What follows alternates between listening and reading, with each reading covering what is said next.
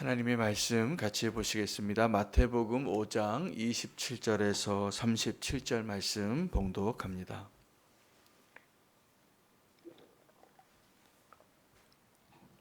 마태복음 5장 27절에서 37절 말씀 봉독하겠습니다. 또 간음하지 말라 하였다는 것을 너희가 들었으나 나는 너희에게 이르노니 음욕을 품고 여자를 보는 자마다 마음에 이미 간음하였느니라. 만일 내 오른 눈이 너를 실족하게 하거든 빼어내 버리라. 내 백체 중 하나가 없어지고 온 몸이 지옥에 던져지지 않는 것이 유익하며, 또한 만일 내 오른손이 너로 실족하게 하거든 찍어내 버리라. 내 백체 중 하나가 없어지고 온 몸이 지옥에 던져지지 않는 것이 유익하니라. 또 일러스되 누구든지 아내를 버리려거든 이혼 증서를 줄 것이라 하였으나 나는 너희에게 이르노니 누구든지 음행한 이유 없이 아내를 버리면 이는 그로 간음하게 하며, 또 누구든지 버림받은 여자에게 장가드는 자도 간음함이니라. 또 옛사람에게 말한 바 헛맹세를 하지 말고 내 맹세한 것을 주께 지키라 하였다는 것을 너희가 들었으나 나는 너희에게 이르노니 도무지 맹세하지 말지니 하늘로도 하지 말라. 이는 하나님의 보좌이며 땅으로도 하지 말라. 이는 하나님의 발등상이며 예루살렘으로도 하지 말라. 이는 큰 임금의 성임이요 내 머리로도 하지 말라. 이는 내가 한 터럭도 희고 검게 할 수 없음이라. 오직 너희 말은 옳다 옳다 아니라 아니라 하라. 이에서 지나는 것은 악으로부터 나느니라. 아멘. 하나님의 말씀입니다. 오늘 말씀은 예수님께서 이전에 모세에게 주었던 그 율법에 대하여 새롭게 가르쳐 주시고 새롭게 명령하고 계시는 내용인데, 두 가지 영역에 대한 것입니다. 하나는 성적인 죄에 대한 것이고 또 하나는 맹세에 대한 것인데, 결론은 동일합니다. 다 하나님의 은혜를 믿음으로 가능하게 되어지는 것을 깨달으라는 것입니다. 우리는 하나님처럼 죄를 미워합니다. 여러분, 우리가 죄에 대한 우리의 생각이 참 두 가지의 마음이 다 있습니다. 하나님을 사랑하는 하나님의 백성들이 다 죄를 미워하지만 여전히 우리가 죄를 짓고 실족하고 실패하고 무너지는 이유는 그 죄를 사랑하기 때문입니다. 그래서 죄를 짓습니다. 죄가 막 먹고 싶지 않은 것을 강제로 고문하듯이 집어넣어서 죄 짓는 사람 하나도 없습니다. 그냥 죄가 짓고 싶어서 짓는 겁니다. 우리가 죄인이기 때문이죠. 우리가 죄인이기 때문에 죄를 짓는 것을 너무나 사모하는데 저절로 죄 짓게 되는데, 우리에게 새로운 깨달음이 온 것입니다. 우리가 하나님의 백성이라는. 그래서 내가 믿음으로 구원받은 자라는 것을 알게 되었을 때 우리는 죄를 미워하고 살게 되는데, 아마 다 그럴 것입니다. 근데 우리가 죄에 대해서 무너지는 이유가 작은 죄 때문입니다. 우리가 죄를 다 미워하면서도 작은 죄에 대해서는 아주 관대할 때가 많습니다. 이 정도쯤은 괜찮지. 이런 건 다른 사람들도 다 하고 있으니까. 이런 거는 괜찮아라고 스스로 타협하고 짓는 죄들이 결국은 저와 여러분을 무너뜨리는 이유가 바로 거기에 있습니다. 작은 죄를 작은 죄로 여기고 있기 때문입니다. 그러나 하나님 보시기에는 어떠한 거냐 하면, 우리가 생각하기에 아주 극악무도한 죄를 지은 자나, 오늘 예수님이 말씀하신 아주 작은 죄는 이겁니다. 아마 남자에게 해당되는 것일 수도 있고 여자에게 해당되는 것일 수도 있지만, 성적인 죄 가운데 실제로 그 성적인 죄를 행위로 짓지는 않았지만 마음의 음욕이 잠깐 들어왔다 나간 겁니다. 그리고는 우리는 그것을 죄라고 여기지 않는다는 거예요. 그런데 예수님은 오늘 마치 너는 내 형제의 눈에서 티끌을 빼려고 하지 마라, 내 눈에 들보가 있다 말씀하신 그 본문같이 우리에게 얘기하시는 거예요. 너는 지금 마음에 잠깐 음욕을 품은 것도 네가 실제로 간음한 것과 다르지 않다라고 말씀하고 계시기 때문에 그렇습니다. 우리는 작은 죄로 여기다가 결국 큰 죄를 짓게 되거든요. 그 큰 죄를 짓다 결국 어떻게 되냐면 멸망의 길로 들어가게 되거든요. 그래서 예수님께서는 오늘 우리에게 우리가 생각하기에 아주 작은 죄가 얼마나 심각한지를 설명하기 위해서 오늘 좀 끔찍한 이야기를 예화로 드시는 거예요. 어떤 거냐면 만약에 너희 오른쪽 눈이 너를 실족하게 하면 너의 오른쪽 눈을 뽑아버리라. 왜요? 백체 중 하나가 없어지고 온몸이 지옥에 던져지는 것보다 낫기 때문입니다. 여러분, 너무 끔찍한 이야기 아닙니까? 또 내 오른손이 범죄하면 네 오른손을 잘라버리라. 아마 이대로 말씀하신 대로라면 우리의 지체 가운데 남아있는 게 있겠습니까? 여러분, 손가락이 남아있겠습니까? 눈이 남아있겠습니까? 내 발이 남아있겠습니까? 이 말씀은 어떠한 의미냐 하면 작은 죄를 작은 죄로 여기지 말라는 하나님의 경고예요. 너희가 작은 죄를 지을 때 작은 죄를 지은 것이 아무것도 아닌 것 같지만 그 작은 죄 때문에 너희가 지옥불에 떨어지게 된다라는 것을 강조하시기 위하여 너희 오른 눈이 범죄하면 오른 눈을 뽑아버리고 오른손이 범죄하면 오른손을 잘라버리라는 말까지 하시는 거라는 거죠. 또 하나의 그 작은 죄 가운데 그 이혼 증서의 이야기를 이야기하고 있습니다. 누구든지 아내를 버리려거든 이혼 증서를 줄 것이라 하였으나 모세가 그 이스라엘 백성들 가운데 그들이 다시 한번 정결한 백성으로 서기 위하여 여러 가지 하나님의 율법을 제사를 드리는 법과 거룩한 구별법에 대해서 많은 이야기를 하고 특별히 이혼한 그 절차에 있어서 그들의 마음의 완악함 때문에 모세가 이 명령을 다시 합니다. 너희가 만약에 그렇게 이혼하려거든 이혼 증서라도 써주라. 왜냐하면 그 이혼을 하는 그 일이 일어나게 됐을 때 누가 피해를 보고 누가 더 고통을 당하게 되냐 하면 죄는 남자가 짓고 여자가 고통을 당하기 때문이에요. 그 사회의 관습상, 풍속상. 그래서 이혼 증서를 써주고 그래도 그 여자가 새롭게 삶을 살 수 있도록 그렇게 보장하는 그것이었는데 그것을 가지고 또 남자들이 잘못 사용하는 것이죠. 그래서 이혼 증서를 남발하는 겁니다. 그래서 예수님께서는 또 한 번 너희가 간음한 이유 없이 여자에게 이혼 증서를 써주는 것은 그로 하여금 또다시 간음하게 하는 것과 동일하니 그렇게 하지 말라는 것이죠. 이 모든 것은 예수님의 기준이 얼마나 높은가에 대해서 이야기하고 있습니다. 우리는 하나님의 그 죄에 대해서 우리가 짓는 죄에 대해서 우리가 판단해서 스스로 어떻게 이야기하고 생각하고 살아가냐 하면 나는 그래도 저 사람보다는 낫다고 생각하는 거죠. 그리고 우리는 만족해요. 나는 그래도 저 신문에 나오는 저 사람보다는 나으니까. 그런 죄를 짓고 있진 않으니까.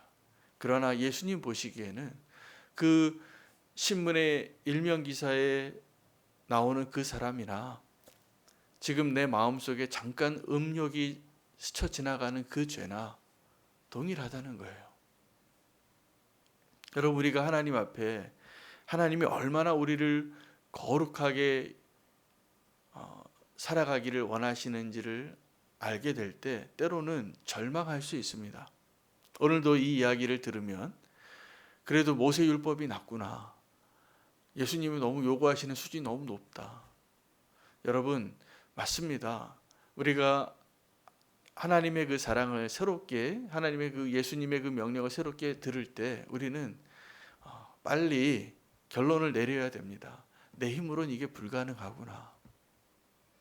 그리고 하나님의 은혜로밖에 이것이 되지 않는구나 라는 것을 깨달아야 됩니다. 오늘 본문의 두 번째 주제는 맹세에 대한 거예요. 옛 계명이라는 것은 모세의 율법을 말합니다.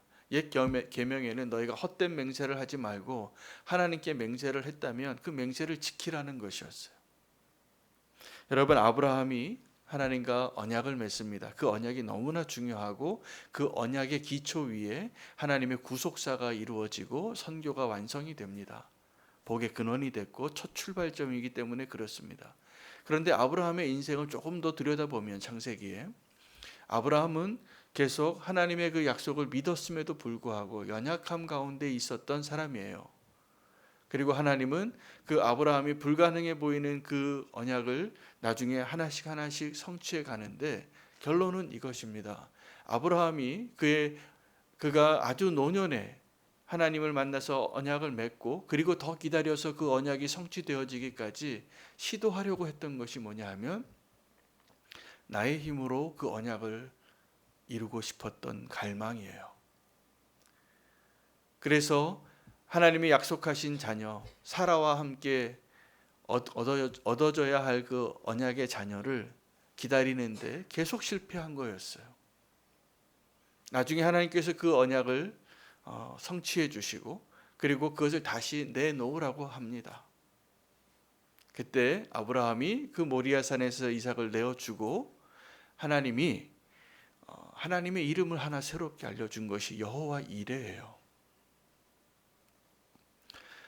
여호와 이레가 누구를 말하는 거냐면 그때 이삭이 아니라 어린 양을 하나 새로 준비해 놓으시고 그 양을 잡아서 제사를 드리라 했는데 그 아브라함이 모리아산에서 자기 아들 이삭을 내어드린 그 장소, 그 사건에서 예수 그리스도가 등장하는 겁니다.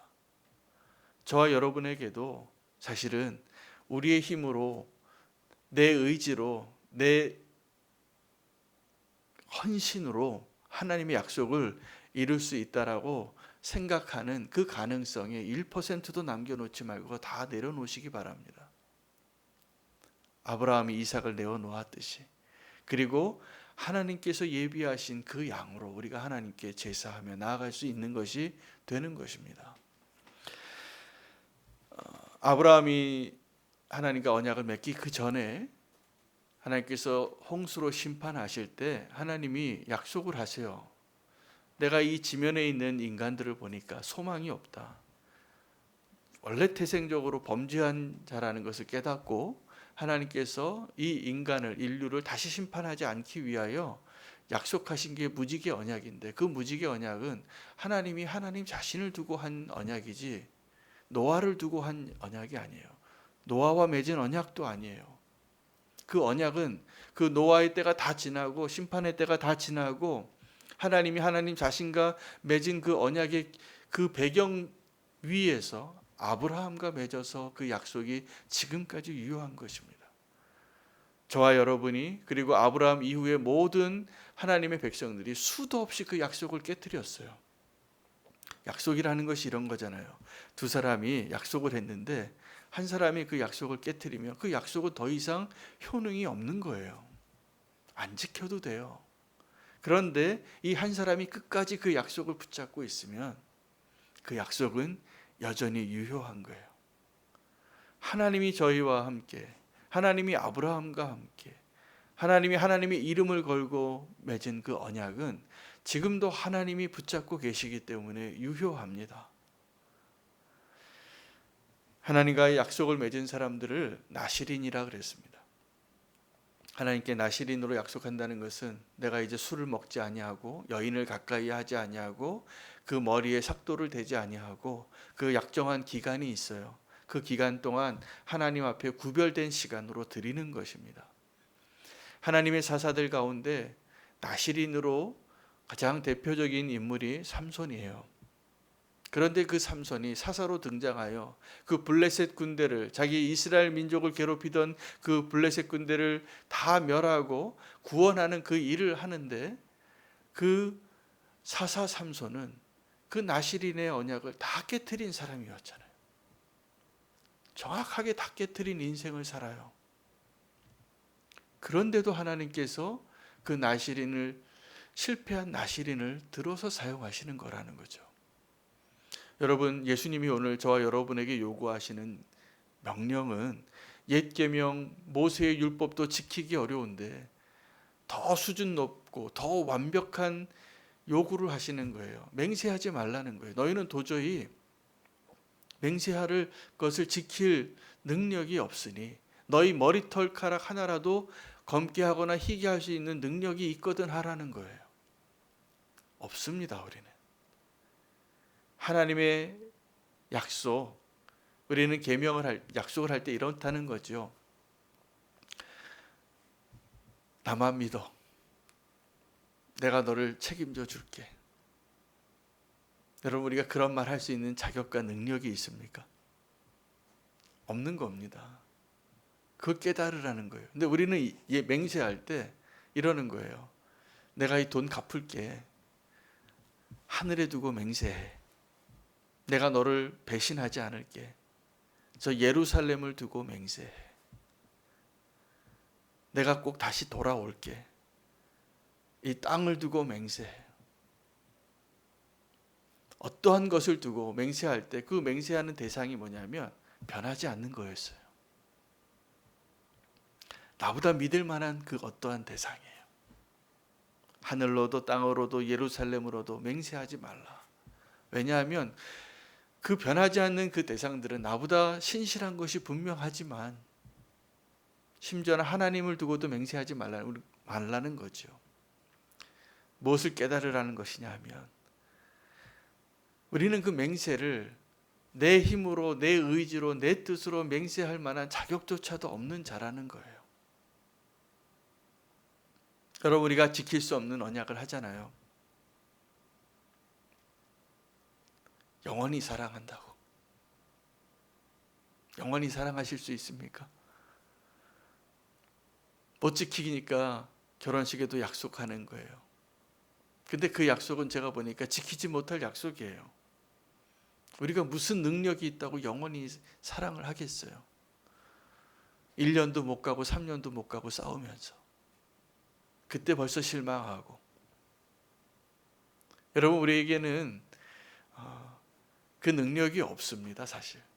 그런데 그 능력이 없는 것을 약속으로 가리고 싶고 약속으로 그것을 주장하고 싶고 이거 하지 말라는 거예요, 하나님이. 그러면 그 반대편에 우리의 구원과 우리의 신실함의 근거는 어디 있냐면 우리에게 있지 않다라는 것을 알려주시는 겁니다. 하나님에게 있습니다. 그래서 이 언약은 정확하게 우리의 믿음의 문제예요. 그 믿음이 어떤 거냐면 내가 보기에 불가능해요. 그런데 믿으라는 거예요. 내가 보기에 이거는 분명히 내가 할 수 있을 것 같아요. 그거는 가짜라는 거예요. 내 힘으로 내가 영원히 사랑할 것 같잖아요. 내가 다 책임질 수 있을 것 같잖아요. 내가 돌아온다고 약속했잖아요. 그런데 우리가 그것을 지키지 못하고 그 약속을 깨트린 일이 우리의 삶의 이야기예요, 사실은. 우리가 다 지키지 못하고 살았어요. 그러나 우리가 하나님을 온전히 믿는 그 믿음이 우리를 구원을 주는 그 놀라운 은혜 가운데로 인도하고 구원을 주시는 그 은혜로 우리가 오늘을 살 수 있는 그 유일한 근거가 그 믿음에 있습니다.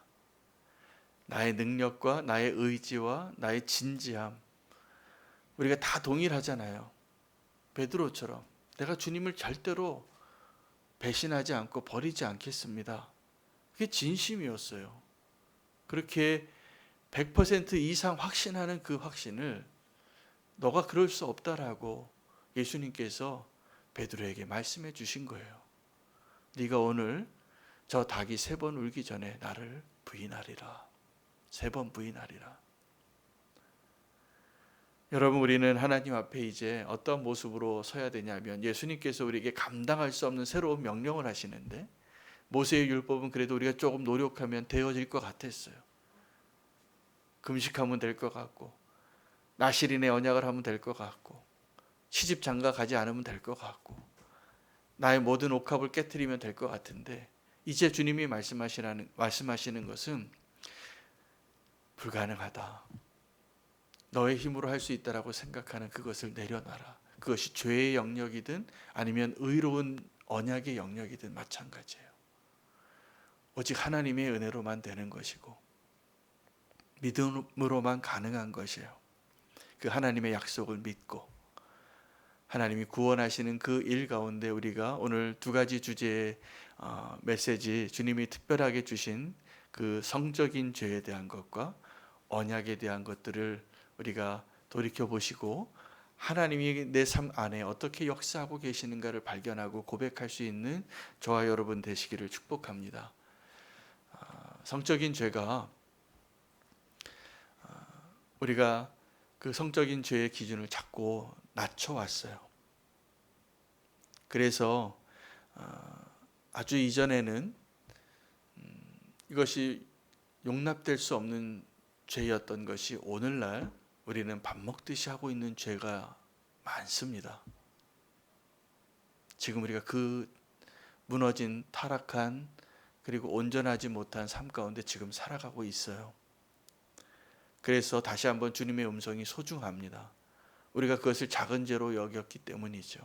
괜찮은 죄로. 그러나 우리가 그 거룩함을 회복하는 길은 우리의 기준이 다시 하나님의 기준으로 도달할 수 있는 그 길은 죄인된 내 본성과 내 육신의 길을 조그만 것도 허락하지 않아야 되는데 그것은 우리의 노력과 결단으로 허벅지를 아무리 바늘로 찔러도 불가능합니다.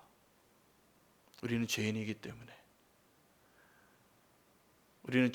그것이 불가능하고 오직 하나님의 은혜로 우리가 주님과 동행하는 삶을 갈망하고 주님께서 우리와 함께 하시는 그 성령님께서 원하시는 삶을 살기로 결단하는 그 능력이 없이는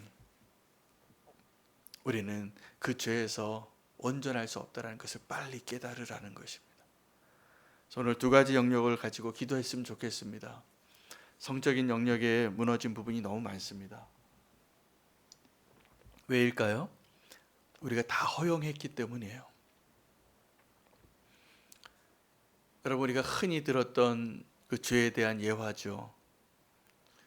개구리가 비커에 들어있는데 1도씩 올렸더니 죽은 거죠. 다 삶아서 먹을 수 있을 만큼 죽게 됐어요. 100도까지 끓는데 나오지 않으니까. 개구리는 만약에 그냥 100도까지 올라간 뜨거운 물에 들어갔다면 당장 뛰어나왔을 겁니다. 그러나 우리가 그 죄 가운데 서서히 1도씩 올라가는 그 비커 안에서 죽어가는 개구리와 동일하게 우리의 기준이 점점 무너져서 이제는 아무렇지도 않은 것처럼 죄악 가운데 살고 있는 모습을 이미 발견하고 있습니다. 오늘 주님이 우리에게 주신 그 메시지는 뭐냐면 그 비커에서 빨리 나오라는 거예요. 우리가 지금 얼만큼 무너져 있는지를 깨닫고 다시 한번 주님이 원하시는, 주님은 우리는 다 지금 그렇게 죄짓고 이제 그 로마서 1장에 나오는 그 죄가 지금 보여지고 그 죄가 교회를 삼킬 정도로 커져서 다시 한번 하나님의 말씀으로 회복하는 것 자체가 범죄가 될 수도 있는 이 시대에 살고 있어요. 많이 무너졌습니다. 경각하시고 우리 다 같이 주님이 원하시는 거룩한 백성으로 온전하여지기를 축복합니다. 특별히 두 가지 영역에서 성적인 죄가 이 세상을 어떻게 삼키고 있고 우리를 위협하고 있는지 이제는 좀 깨어서 우리의 눈을 지키고 마음을 지키고 우리의 행위를 지키고 다시 한번 주님의 말씀 가운데 서서 성적인 영역에서의 죄를 우리가 경각심을 가지고 오늘 같이 한번 기도했으면 좋겠습니다. 내 자신이 거룩한 백성으로 살게 될 때, 다시 한번 결단하게 될 때, 로마 제국이 무너졌을 때 이 일들이 있었습니다. 다 타락해서 성적으로 다 타락했을 때 오직 그리스도인들이 거룩하게 살았어요.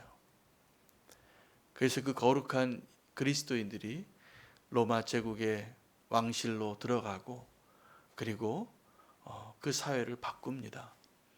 이 사회에 소망이 없습니다. 아무리 윤리적으로 깨끗한 것 같고 탁월한 것 같은 정부가 들어서도 금세 드러나더라고요. 다 죄인이라는 것이. 우리가 오직 하나님의 말씀으로 하나님의 은혜로 거룩해지는 것 외에는 가능하지 않습니다. 우리 안에 오늘 두 가지 기도 제목을 하면서 나가겠습니다.